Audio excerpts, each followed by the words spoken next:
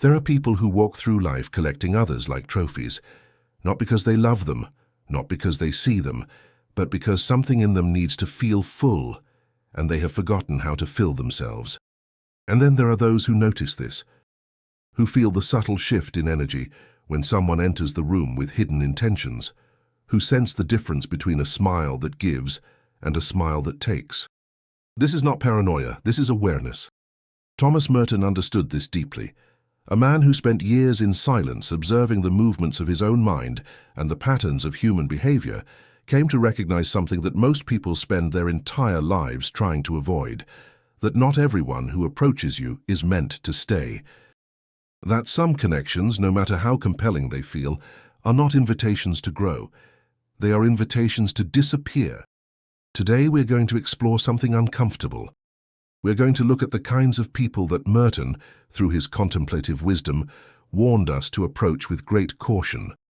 Not because they are evil, not because they deserve condemnation, but because their presence in your life, if you are not careful, will slowly erode the very foundation of who you are. This is not about judgment. This is about discernment. And there is a vast difference between the two. Judgment says, you are bad and I am good. Discernment says, this dynamic is not serving either of us and I must honor that truth. Merton lived in a world of silence, but his insights speak loudly to the noise of our modern existence. He understood that the spiritual life is not about retreating from people. It is about learning which relationships nourish the soul and which ones quietly consume it. So let us begin, not with accusations but with awareness, not with fear but with clarity. The first kind of person Merton warns us about is the one who cannot be alone with themselves. You know this person. Perhaps you have been this person. There is a restlessness in them that never settles. They move from conversation to conversation, from distraction to distraction, from relationship to relationship, always seeking something outside themselves that will finally make the inner noise stop. But it never stops, because they never stop long enough to listen. Merton wrote extensively about the terror of solitude, not as something to be feared, but as something that reveals us to ourselves. And those who cannot bear this revelation become dangerous in a particular way. They become consumers of other people's presence. When you are around someone who cannot be alone, you will notice something strange. You will feel tired after spending time with them, even if nothing difficult happened. You will feel as though something has been taken, even though you cannot name what it is. This is because people who flee from themselves do not know how to simply be with another person. They know only how to use another person as a mirror, as a distraction, as a temporary solution to a permanent problem. And the permanent problem is this: they have never learned to befriend their own soul. Merton believed that solitude was the birthplace of genuine connection, that only those who can sit comfortably in the silence of their own being can truly offer presence to another. Everyone else is just taking, even when it looks like giving. This does not mean you should abandon people who struggle with solitude. It means you should be honest about what the relationship can and cannot offer. It means protecting your own inner stillness, especially around those who are unconsciously trying to steal it. The second kind of person is the one who speaks only to be heard. Conversation, at its deepest level, is a form of communion. It is two souls meeting in the space between words, each one genuinely curious about the other, each one willing to be changed by what they hear. But there is another kind of conversation, the kind where someone speaks at you rather than with you, where their words are not bridges but billboards, where every exchange is an opportunity for them to display something, their intelligence, their suffering, their opinions, their importance. Merton was wary of excessive speech. He saw it as a symptom of spiritual emptiness. When someone cannot stop talking, they are often trying to fill a void that words cannot reach, and in their endless outpouring, they leave no room for anyone else to exist. You have felt this. You have been in conversations where you realized halfway through that nothing you said actually mattered, that the other person was simply waiting for you to stop making sounds so they could continue making theirs, that your presence was required but your personhood was not. This is a subtle form of erasure, and over time it becomes corrosive. People who speak only to be heard are not bad people. They are often wounded people, people who grew up feeling invisible, People who learned that the only way to exist was to make noise, but their wound does not obligate you to absorb it. Their hunger for attention does not mean you must always be the one feeding it. Merton's solution was not silence as punishment, but silence as protection. The protection of your inner world from those who would fill it with their own unprocessed chaos. The third kind of person is the one who needs you to be small. This is perhaps the most painful to recognize because it often wears the disguise of love. There are people who feel threatened by your growth, not because they wish you harm, but because your expansion reveals their own stagnation. Your light makes them aware of their own shadows, and rather than doing the difficult work of facing those shadows, they try to dim you instead.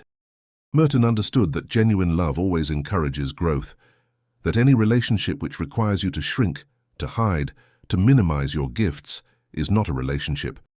It is a cage. You will know these people by how you feel after you share good news with them. You will know them by the subtle ways they change the subject when you succeed, by the way they bring up your past failures when you are on the verge of something new, by the exhausting effort required to celebrate yourself in their presence. Sometimes these people are strangers, but more often they are intimates, family members, old friends, partners who once loved the version of you that needed them and now feel threatened by the version of you that does not. This is not your burden to carry. Their discomfort with your evolution is their work to do, not yours, and while compassion is always appropriate, it must never come at the cost of your own becoming. Merton spent his life growing, transforming, deepening. He knew that the spiritual path is a path of constant expansion, and that anyone who asks you to stop growing is asking you to stop living. The fourth kind of person is the one who lives entirely in reaction. There is a certain kind of consciousness that has never learned to initiate. It only responds. It waits for the world to happen to it, and then it complains about what happens. It has opinions about everything and ownership of nothing. It is perpetually victimized by circumstances it refuses to influence. Merton saw this as a form of spiritual immaturity, not because circumstances do not matter, they do. Not because victimhood is never real, it often is, but because a life lived entirely in reaction is a life that has abdicated its own creative power. People who live in constant reaction are exhausting to be around because they require you to manage reality for them. They need you to be the one who decides, who initiates, who takes responsibility. And then they need to criticize the decisions you made, the initiatives you took, the responsibility you shouldered. It is a strange trap. You become responsible for everything and appreciated for nothing. These people are not villains. They are often deeply afraid of the weight of their own choices, afraid of the consequences of their own actions, afraid of standing in the center of their own lives and saying, "This is mine. I chose this. I will bear the beauty and the burden of it." But their fear does not obligate you to carry their lives for them. And if you allow yourself to become the permanent solution to their permanent avoidance, you will lose yourself in the process. The fifth kind of person is the one who confuses intensity with intimacy. There is a particular energy that feels like love but is not. It burns hot and fast. It wants to know everything about you immediately. It makes grand declarations before it has earned the right to make them. It mistakes urgency for depth. Merton understood that genuine intimacy is slow. It is built over time through the patient accumulation of shared moments, through the quiet witnessing of each other's struggles, through the willingness to be boring together, to be ordinary together, to be unimpressive together. But intensity offers something different. It offers the illusion of intimacy without the investment. It offers the feeling of being deeply known without the vulnerability of being deeply seen. It is a shortcut, and like all shortcuts, it eventually deposits you somewhere you did not want to go. People who confuse intensity with intimacy often leave wreckage in their wake. Not because they intended to hurt anyone, but because they never learned that real connection requires patience, and patience is something they cannot bear. You will know these people by how quickly they want to merge with you, by how threatened they become when you ask for space, by how the relationship feels like a fire that cannot be contained, burning through the normal boundaries of time and trust. This is not passion, this is consumption. And consumption, no matter how flattering it feels in the moment, always ends in ash. The sixth kind of person is the one who has made an identity out of their suffering. Suffering is part of life. Merton knew this. He wrote about it extensively. The contemplative path does not promise escape from pain. It promises a different relationship to pain. A relationship where suffering is experienced, honored, and eventually integrated, where it becomes part of the wholeness rather than the totality. But there are people who have stopped at the suffering and built a house there. People for whom pain has become not an experience, but an identity. They are no longer someone who has suffered, they are suffering itself, and anyone who enters their life must enter that house of pain with them. This is dangerous not because suffering should be dismissed, it should not, but because when someone's entire sense of self is built on their wounds, they become invested in never healing. Your attempts to help them feel better will threaten the very foundation of who they believe themselves to be. You will know these people by how they respond to solutions. You will offer a way forward, and they will explain why it cannot work. You will suggest a perspective shift, and they will describe why their situation is uniquely impossible. You will love them, and your love will never be enough because what they need is not love. It is an audience for their endless tragedy. Merton's path was one of transformation.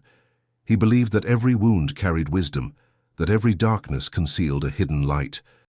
But this transformation requires a willingness to let go of the wound, to release the identity it provided, to step into the terrifying freedom of becoming someone new. Not everyone is ready for that, and you cannot want it for them more than they want it for themselves. The seventh kind of person is the one who has abandoned their own interior life. This is perhaps the most common and the most dangerous, because it describes so many people in our modern world.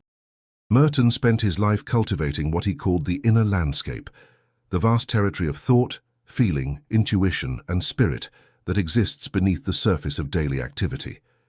He believed that this interior life was the source of all genuine meaning, all authentic action, all real connection. But there are people who have abandoned this landscape entirely. They live on the surface of themselves, skimming across life without ever diving deep. They are busy, productive, successful by external measures. But inside there is a vacancy, a hollowness that they have learned to ignore. These people are dangerous because they do not understand what they are missing. They look at your depth and see inefficiency. They look at your introspection and see self-indulgence. They look at your need for meaning and see impracticality. And if you are not careful, their certainty will begin to erode your own. You will start to wonder if maybe you are too sensitive, if maybe you should care less about these invisible things that seem to matter so much to you, if maybe you should learn to live on the surface like everyone else. But the surface is a lie. Merton knew this. The surface is where we perform our lives rather than living them, and anyone who has abandoned their depths will unconsciously try to pull you out of your own. This is not malice. It is blindness. They cannot see what they have lost, so they cannot value what you are trying to preserve, and their blindness, if you allow it, will become contagious. Now, here is where I must say something important. This list is not a weapon.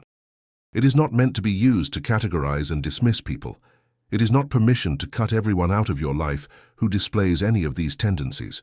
We are all, at different moments, capable of being the dangerous person. We have all avoided ourselves, spoken to be heard, lived in reaction, confused intensity with intimacy. The point is not perfection. The point is awareness. Merton himself struggled with many of these patterns throughout his life. His journals reveal a man in constant dialogue with his own shadows, his own weaknesses, his own capacity for disconnection.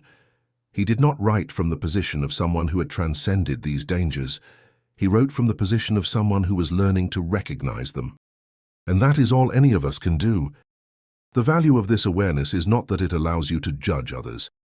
It is that it allows you to protect yourself, to understand why certain relationships leave you feeling drained, diminished, lost, to recognize the patterns before they consume you, to choose, consciously and compassionately, who you will allow into the sacred space of your life. Because your life is sacred, your inner world is sacred. Your capacity for growth, for depth, for genuine connection, these are not luxuries. They are the very substance of what makes existence meaningful. And there are people, often without knowing it, who will try to take that from you. Not because they are evil, but because they are empty. And emptiness, when it is not confronted, becomes hungry. It looks for something to fill the void. And if you are not careful, that something will be you. Merton spent 27 years in a monastery, not to escape the world, but to understand it more deeply. He discovered that the real dangers in life are not external, they are relational. They live in the spaces between people, in the dynamics that form when two souls meet without consciousness, without discernment, without the willingness to ask, what is this relationship asking of me? And is it something I should give? These are not easy questions. They require a kind of honesty that most of us have been trained to avoid. We are taught to be nice, to be accommodating, to give people the benefit of the doubt indefinitely. And these are beautiful impulses. But they become destructive when they are not balanced by wisdom. Wisdom says, not everyone who asks for your presence deserves your presence. Not everyone who enters your life is meant to stay. Not every connection that feels meaningful is actually nourishing. This is not cynicism, this is clarity. And clarity, paradoxically, is the foundation of genuine compassion. Because only when you can see people clearly, including their limitations, their wounds, their unconscious patterns, can you love them appropriately. Can you help them in ways that actually help, rather than in ways that enable their dysfunction and drain your spirit? Merton's compassion was not soft, it was fierce. It demanded truth. It refused to participate in illusions, even pleasant ones. It understood that the kindest thing you can do for another person is to remain whole in their presence, to refuse to be consumed by their emptiness, dissolved by their intensity, diminished by their fear. This is not abandonment, this is love. Real love does not sacrifice itself on the altar of another person's unconsciousness. Real love says, I see you, I honor your struggle, and I will not destroy myself trying to save you from work that only you can do. There is a loneliness in this kind of love. Merton felt it. Anyone who has learned to protect their inner life feels it, because the world does not reward this kind of discernment. The world calls it cold, calls it selfish, calls it unkind. But the world is often wrong. The world is full of people who gave themselves away in the name of love and woke up one day with nothing left to give, who confused martyrdom with virtue, who thought that being good meant being depleted, who learned too late that an empty vessel cannot pour anything into another. Merton's path offers a different way, a way of fullness, a way of guarding the inner sanctuary not out of fear but out of reverence, a way of meeting others from overflow rather than deficit. This requires saying no to some people. It requires disappointing some expectations. It requires accepting that not everyone will understand your choices and that their lack of understanding does not make your choices wrong. The people who matter, the ones who are themselves doing the inner work, who are themselves learning to protect their depths while remaining open to genuine connection, these people will understand. They will recognize what you are doing. They will honor it because they are doing it too. And these are the relationships worth having. Not the ones that consume, but the ones that nourish. Not the ones that diminish, but the ones that expand. Not the ones that require you to abandon yourself, but the ones that invite you to become more fully who you are. Merton found these relationships. Despite his years of solitude, or perhaps because of them, he formed some of the most profound connections imaginable. With fellow monks, with writers, with seekers from other traditions, with anyone who was genuinely committed to the inner journey. These connections were not based on need. They were based on resonance, on the recognition of kindred spirits doing similar work in different forms, on the joy of finding someone who could meet you in the depths rather than keeping you stranded on the surface. This is the possibility that opens when you learn to avoid the relationships that harm and seek the relationships that heal. Not a life of isolation, but a life of profound connection. Connection that is possible only when you are not wasting your energy on dynamics that drain you. So as we come to the end of this reflection, I want to leave you with something. Not a rule, not a mandate, but an invitation. The invitation is this: pay attention. Pay attention to how you feel after spending time with different people. Not to judge them, but to gather information, to notice the patterns, to learn what nourishes you and what depletes you. Pay attention to the subtle ways certain relationships ask you to be less than you are. The slight dimming of your light that feels like accommodation but is actually erosion. Pay attention to the voices that tell you to ignore your instincts, to give more than you have, to stay in dynamics that are slowly destroying you. And then, gently but firmly begin to make different choices. Not from anger, not from superiority, not from the desire to punish anyone for being who they are, but from love. Love for yourself, love for your own precious inner life, love for the relationships that are possible when you stop wasting yourself on the ones that are not. Merton died unexpectedly, far from the monastery he called home, in the middle of a journey he had waited decades to take. He left behind a body of work that continues to illuminate the inner path for anyone willing to walk it. But perhaps his greatest teaching was not in his words, it was in his example. The example of a man who understood that the spiritual life is not about becoming perfect, it is about becoming discerning, about learning to tell the difference between what serves the soul and what starves it, about having the courage to choose accordingly. This is your inheritance if you want it. The wisdom of someone who spent a lifetime in the laboratory of his own consciousness, testing what worked and what did not, what led to freedom and what led to bondage. The dangerous people are not going anywhere. They will continue to appear in your life, offering their particular invitations to self-abandonment. This is not something you can prevent, but you can learn to recognize them. You can learn to respond with wisdom rather than reactivity. You can learn to protect what is sacred in you while remaining compassionate toward what is wounded in them. This is the path, not easy but possible, not perfect but profound. And on the other side of it, beyond the relationships that consume, beyond the dynamics that diminish, beyond the patterns that have kept you small and tired and lost, there is something waiting for you. Your own life, whole and uncompromised, full of genuine connection and meaningful solitude, rich with the depth you were always meant to explore. Merton found it, others have found it, and so can you. Not by running from people, not by building walls, not by hardening your heart, but by learning finally to love yourself enough to choose wisely. That is the invitation, and it is yours whenever you are ready to accept it. But before you go, let me share something else. Something that Merton understood but rarely spoke about directly. Something that might be the most important part of all this. The dangerous people are not just out there, they are also in here. Inside each of us lives the potential for every pattern we have discussed, the avoidance of solitude, the speech that seeks only to be heard, the fear of another's growth, the life lived in reaction, the confusion of intensity with intimacy, the identity built on suffering, the abandonment of the inner life. We are not immune to these patterns simply because we can recognize them in others. In fact, the recognition itself can become a trap, a way of projecting outward what we refuse to examine inward. Merton was relentlessly honest about this. His journals are not the writings of a saint who had transcended human weakness. They are the writings of a man who struggled daily with his own capacity for disconnection, for superficiality, for the very patterns he warned others against. This honesty is essential. Without it, the wisdom becomes a weapon rather than a mirror. We use it to elevate ourselves above others rather than to understand ourselves more deeply. So as you take this awareness into your life, carry it with humility. When you recognize one of these patterns in someone else, pause before you react.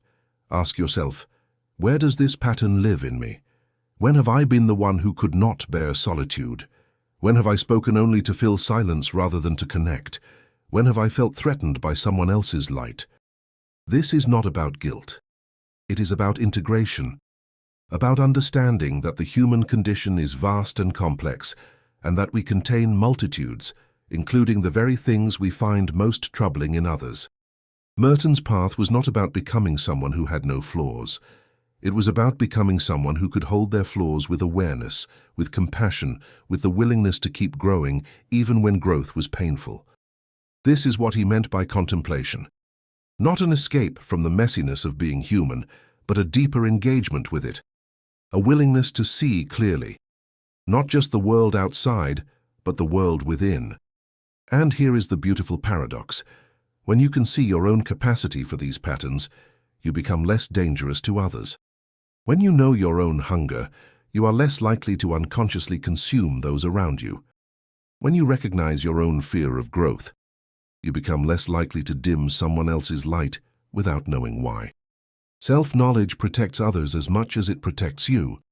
This is why the inner work matters so much, not because it makes you superior to those who have not done it, but because it makes you safer. It makes you someone who can enter relationships without leaving destruction in their wake. Someone who can love without consuming. Someone who can connect without losing themselves or asking others to lose themselves. Merton believed that the contemplative life was not a withdrawal from the world, but a deeper form of participation in it. That the monk in his cell was doing something for humanity simply by doing the inner work, by becoming more conscious, by refusing to add more unconsciousness to a world already drowning in it. You do not need to be a monk to participate in this. You do not need to withdraw to a monastery or take vows of silence. You simply need to commit to the work of self-awareness, to the daily practice of noticing your own patterns, to the courage of looking at the parts of yourself you would rather ignore. This is difficult work. It is often uncomfortable. It requires a kind of honesty that our culture does not encourage and that our egos actively resist. But it is the only work that truly changes anything. Because the world does not need more people who can identify what is wrong with others. It needs more people who have done the work on themselves, who have faced their own shadows and found a way to integrate them, who have learned to be with their own emptiness without trying to fill it with someone else. These are the people who can actually help, not from a position of superiority, but from a position of shared humanity, not by fixing others, but by modeling what wholeness looks like, not by preaching, but by presence. Merton became this kind of person.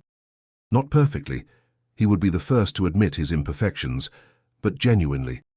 His presence, even through his writings, has the quality of someone who has done the work, who has faced the darkness and emerged not unscathed, but transformed.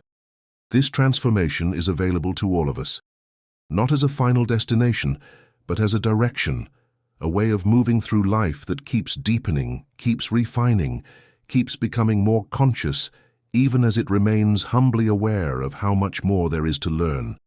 The dangerous people will always be with us. This is part of the human condition. But as more people do the inner work, as more people learn to recognize these patterns in themselves and others, something shifts. The collective consciousness rises, slowly and imperceptibly, but undeniably. You are part of this shift. Every moment of awareness you cultivate, every pattern you choose not to act out, every relationship you engage with consciousness rather than compulsion, these all matter. They ripple outward in ways you cannot see, but which are nonetheless real. This is the deeper teaching behind Merton's warnings. It is not just about protecting yourself, it is about participating in the transformation of human consciousness itself, one person at a time, one moment of awareness at a time, one conscious choice at a time. The path is long, the work is never finished, but every step matters. So go forward with discernment.